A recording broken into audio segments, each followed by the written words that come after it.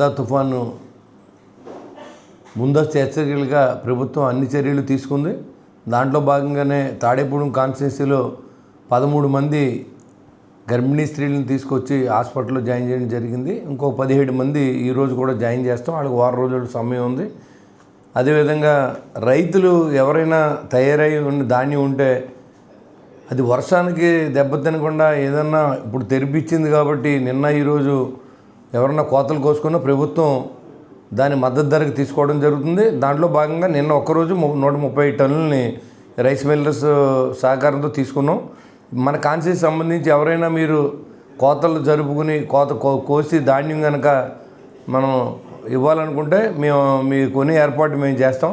కాబట్టి మీ అందరికీ తెలియజేసే ఉద్దేశంతో మీడియా ముందుకు వచ్చి మీకు తెలియజేస్తా ఉన్నాం. మీరు అందరూ బాగుండాలనే ఉద్దేశంతో ఈ ప్రభుత్వం కూడా ముందుగానే ఇవాళ మన కొనుగోలు కేంద్రాలు ఓపెన్ అయినప్పుడు కూడా ఇవాళ రైతు దగ్గర ధాన్యం ఉంటే తీసుకోవడానికి ఈ ప్రభుత్వం సిద్ధంగా ఉందని మీకు తెలియజేస్తా ఉన్నాం. ఎక్కడైనా రెడీగా ఉంటే కోసి మీరు మాకు సంప్రదించండి, లేదా అగ్రికల్చర్ అధికారిని సంప్రదించండి. మీ ధాన్యాన్ని భద్రతగా తీసుకెళ్లే బాధ్యత మాది అని మీకు తెలియజేస్తా ఉన్నాం. Thank you very much.